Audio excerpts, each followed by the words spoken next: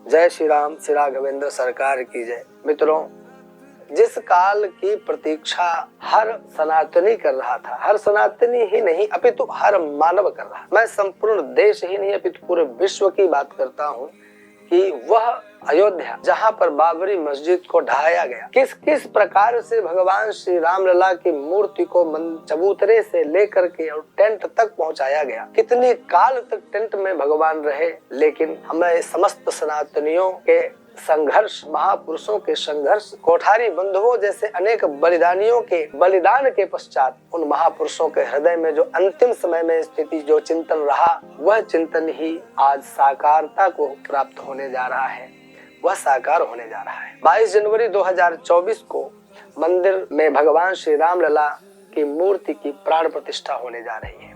यह शुभ कार्य हमारे देश के यशस्वी प्रधानमंत्री माननीय श्री नरेंद्र मोदी जी के हाथों होने जा रहा है।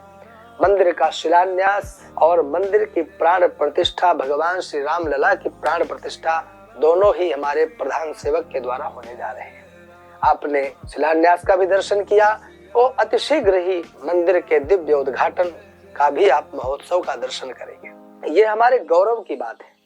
भगवान श्री रामलला के उस प्राण प्रतिष्ठा महोत्सव के दिन के लिए हमारे स्वयं प्रधान सेवक पूरे देशवासियों से एक बात कहते नजर आ रहे हैं, निवेदन करते नजर आ रहे हैं कि इस दिन पूरे देश में दीपावली मनाया जाना चाहिए।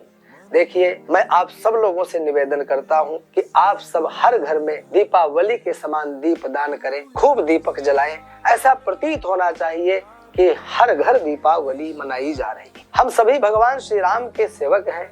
हमारे परम आराध्य ठाकुर भगवान श्री राम आज मंदिर में अपने घर में विराजमान होने जा रहे हैं, तो हमें भी बड़े उत्साह मनोवेग के साथ भगवान श्री रामलला के प्राण प्रतिष्ठा के साक्षी बनना है। और साक्षी बनने का यह गौरव उन्हीं को मिलेगा जो वर्तमान में उपस्थित हैं। विचार करिए, कितने वर्षों के पश्चात यह ऐसा संयोग बनने जा रहा है। हमारे महापुरुषों ने जाने कितने लोगों ने कितना आंदोलन, कितने कठिन परिश्रम करके इस स्थिति को हमारे सामने लाकर खड़ा किया है। यह वर्तमान में जो दशा और जो हमारे सामने समय उपस्थित हो रहा है, यह केवल आज का ही नहीं।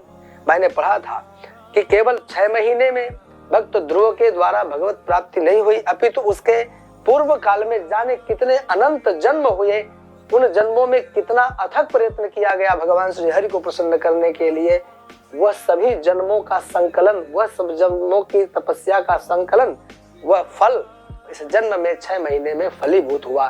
तो हमारे महापुरुष, हमारे बलिदानी, वह लोग जिन लोगों ने इस मंदिर को निर्मित कराने के लिए, भगवान श्री राम को मंदिर में विराजमान करने के लिए अपने आप को न्यौछावर कर दिया, अपने प्राणों की आहुति दे दी, उन सबको नमन करने का दिन है। उन सभी हुतात्माओं के, शहीदों के स्मरण का यह दिवस है। हम उन सब लोगों के निमित्त भी दीपक जलाएं एवं भगवान श्री राम के इस भव्य महोत्सव के नाम पर भी दीपक जलाएं। देखिए, परम सौभाग्य की बात है कि हम तो विचार करते थे कि जिनकी कथाएं, जिनके चरित्र, जिनके कहानियां, जिस इतिहास को हम लोग महापुरुषों, पूर्वजों के द्वारा सुना करते थे, आज वह सुगम संयोग आपके इस मित्र डॉक्टर उमेश चंद्र शास्त्री को भी प्राप्त होने जा रहा है। यह मुझे बड़ी प्रसन्नता का विषय है। देखिए, 2 निमंत्रण कार्ड आज मैंने आश्रम के अपने ऑफिस में देखा, ऑफिस में आए, और उन निमंत्रण कार्डों को देखकर मुझे लगा आप लोगों को भी बताना चाहिए, क्योंकि आप सभी के प्रतिनिधि बन करके मैं जाऊंगा। जो भक्त, जो मित्र वहां नहीं पहुंच पाएंगे, उन सभी के निमित्त मैं भगवान से प्रार्थना करने जा रहा हूं। माँ सरयू में स्नान करने जा रहा हूं। ये 2 निमंत्रण कार्ड आए हैं। इन निमंत्रण कार्ड में स्पष्ट लिखा है प्राण प्रतिष्ठा समारोह। पहला निमंत्रण कार्ड है हमारे पूज्य गुरुदेव भगवान अनंत श्री विभूषित पूज्यपाद श्री स्वामी अनंत देव गिरि जी महाराज के नाम से, और दूसरा निमंत्रण कार्ड आया है मेरे नाम से, डॉक्टर उमेश चंद्र शास्त्री। पूज्य गुरुदेव भगवान के निमंत्रण कार्ड का जो सीरियल नंबर है 2695 और मेरा है 4529, ये संख्या है। ऐसा सुना जाता है कि लगभग 7000 अतिथियों को आमंत्रित किया गया है। उन 7000 के अंदर हमारी भी परिगणना हुई। ये भगवान की मैं और आप सब लोगों के शुभाशीष, आप सबके शुभकामनाओं का ही यह सब फल है जो आज स्वयं भगवान श्री राम लला के इस भव्य महोत्सव में सम्मिलित होने का मुझे गौरव प्राप्त होने जा रहा है।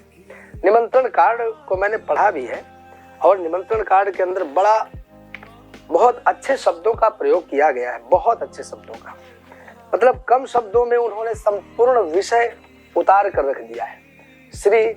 मैं सबसे पहले आप विचार करता हूं, आप सब लोग दर्शन करें। ये निमंत्रण कार्ड है, ये निमंत्रण कार्ड श्री राम जन्मभूमि तीर्थ क्षेत्र, और इसमें जो सब्जेक्ट दिया गया पूज्य महाराज जी श्री चरणों में सादर प्रणिपात। प्रभु कृपा से भगवत आराधना भली प्रकार से चल रही होगी, सभी आश्रम वासी भी प्रसन्न होंगे।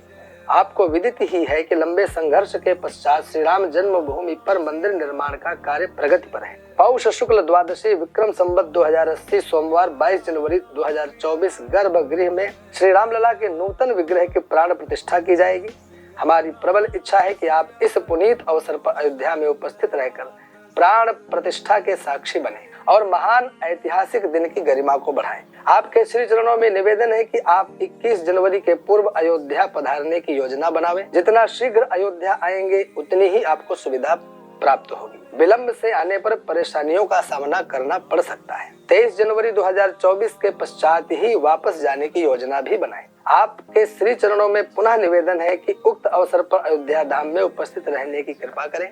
श्री चरणों में सादर प्रणाम। निवेदक चंपत राय, महासचिव श्री राम जन्मभूमि तीर्थ क्षेत्र। ये निमंत्रण कार्ड प्रायः करके सबके पास गया हुआ है, ये निमंत्रण कार्ड। और इस निमंत्रण कार्ड की विशेषता यह है कि इसमें नियमावली भी पीछे पूरी अंकित है, और ये नियमावली के लिए विशेष तौर पर मैं इसका वाचन कर रहा हूँ कि आप सब लोग इसे विशेष ध्यान रखें कि नियमों के अनुसार पहुँचने से ज्यादा लाभ होगा। प्रशासन को, वहाँ कार्यकर्ताओं को कोई तकलीफ ना हो, वहाँ पर रहने ठहरने और भगवान के दर्शन तथा भगवान के श्री विग्रह के प्राण प्रतिष्ठा में कोई समस्या न उत्पन्न हो, इसलिए नियमों में वहां पहुंचने वाले सभी को ध्यान देना होगा। आप अपना आधार कार्ड अपने साथ रखें। सुरक्षा कारणों से मोबाइल, पर्स, झोली, छत्र, चंवर, सिंहासन, निजी पूजा के ठाकुर अथवा गुरु पादुकाएं कार्यक्रम स्थल पर ले जाना संभव नहीं होगा। कार्यक्रम स्थल पर दिन में 11 बजे से पहले प्रवेश करना होगा। कार्यक्रम 3 घंटे से अधिक चल सकता है। कार्यक्रम स्थल तक पहुंचने के लिए तथा वापस आने के लिए 1 किलोमीटर तक पैदल चलना पड़ेगा।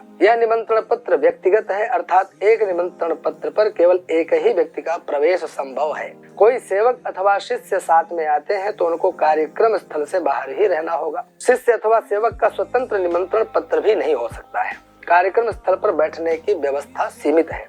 किन्हीं धर्माचार्य अथवा संत महापुरुष के साथ कोई सुरक्षा कर्मी होंगे तो वे भी कार्यक्रम स्थल पर प्रवेश नहीं कर सकेंगे। कार्यक्रम स्थल माननीय श्री प्रधानमंत्री जी के सुरक्षा तंत्र द्वारा पहले से ही पूर्ण सुरक्षित रहता है। माननीय प्रधानमंत्री जी के मंदिर परिसर से बाहर चले जाने के पश्चात मंदिर परिसर में विराजमान संत महापुरुष धर्माचार्य सभी रामलला के दर्शन कर सकेंगे।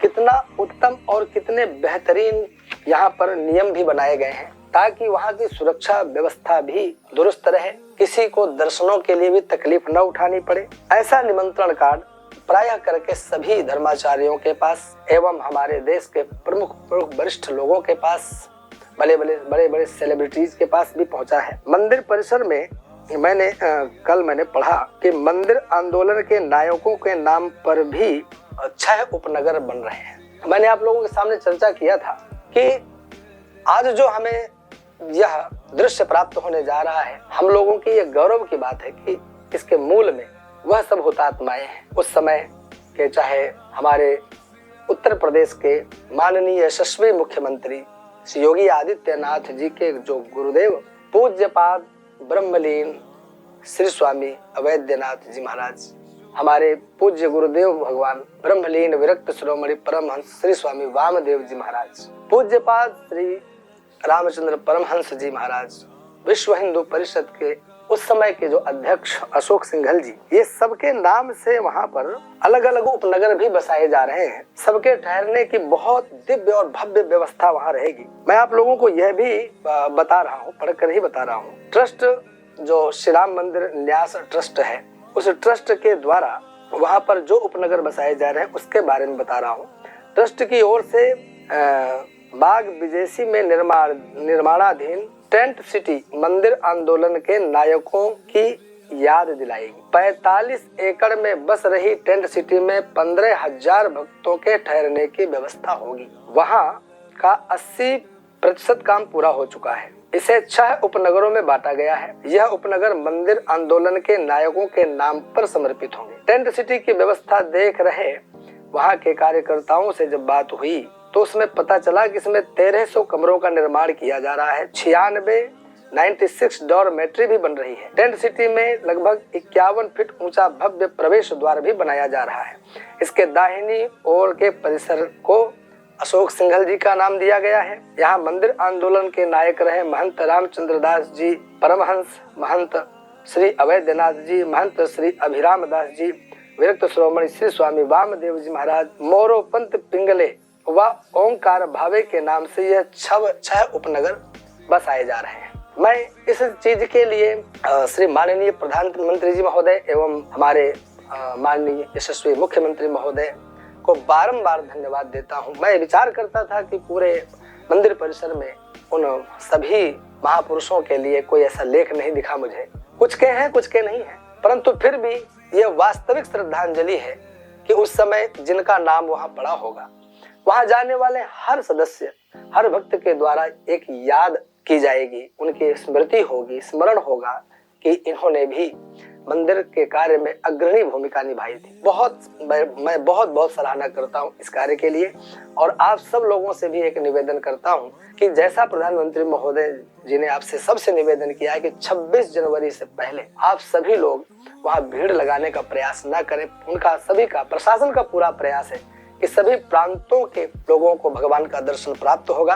परंतु 22 जनवरी 2024 के लिए आप सभी देशवासी मिल करके एक संकल्पित हो, एक सूत्र में बंध जाएं कि हम भगवान श्री राम लला के प्राण प्रतिष्ठा समारोह के दिन दीपावली मनाएंगे और इस कार्यक्रम के साक्षी बनेंगे और भगवान श्री राम लला के चरणों में प्रार्थना करेंगे। भव्य उत्सव, महोत्सव, दीपदान, मांगलिक गान, मांगलिक कृत्य, भव्य भगवान का पूजन अर्चन और अभिषेक इत्यादि करते हुए उस दिन हम भव्य महोत्सव मनाएंगे। आप सभी को जय श्री राम, अनंत अनंत शुभकामनाएं।